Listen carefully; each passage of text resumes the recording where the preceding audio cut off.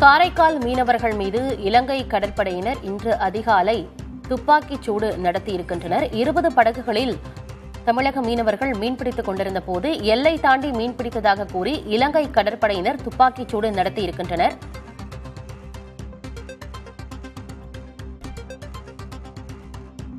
இன்று அதிகாலை 13 தமிழக மீனவர்கள் கைது செய்யப்பட்டிருக்கிறார்கள். எல்லை தாண்டி மீன்பிடித்ததாக கூறி காரைக்காலில் இருந்து சென்ற மீனவர்கள் கைது செய்யப்பட்டிருக்கிறார்கள்.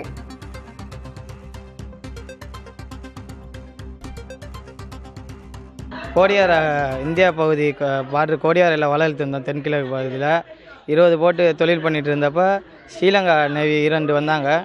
லைட்டும் போடாமல் வந்து துப்பாக்கி சூடு பண்ணாங்க. துப்பாக்கி சூடு கொடுக்கவும் நாங்கள் 20 போட்டும் வலையை வெட்டி விட்டு ஓடியாந்துட்டோம். அவங்க வந்து காரைக்காலில் சேர்ந்த மெதிலான் போட்டில் உள்ள 2 மீனவர்கள் மேலே குண்டு பாய்ந்துடுது. துப்பாக்கி சூடு பண்ணவும் அவங்க போட்டு ஸ்லோ பண்ணிட்டாங்க. அதில் ஏறி எல்லாரையும் ஸ்ரீலங்கா நேவி அடித்து துப்பாக்கி சூடு பண்ணி போட்டை இழுத்துட்டு போயிட்டாங்க. நாங்கள் இந்தியா மீனவர்கள் கோடியாரால் தான் அவங்க அத்துமீறி வந்து அவங்க இழுத்துட்டு போகிறாங்க வந்து நேவி. நாங்கள் எல்லாம் இந்தியா தான் இருந்தோம்.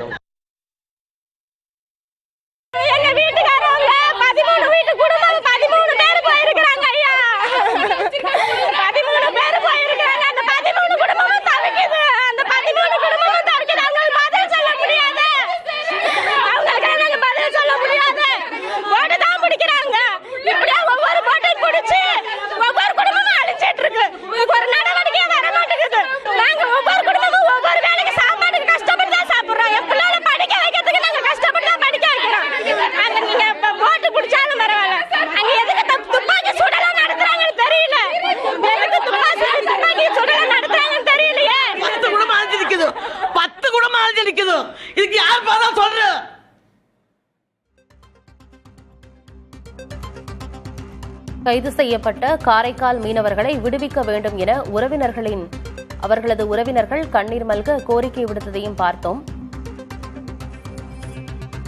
துப்பாக்கிச்சூடு நடத்தி 13 மீனவர்களை இலங்கை கடற்படையினர் கைது செய்திருக்கின்றனர்.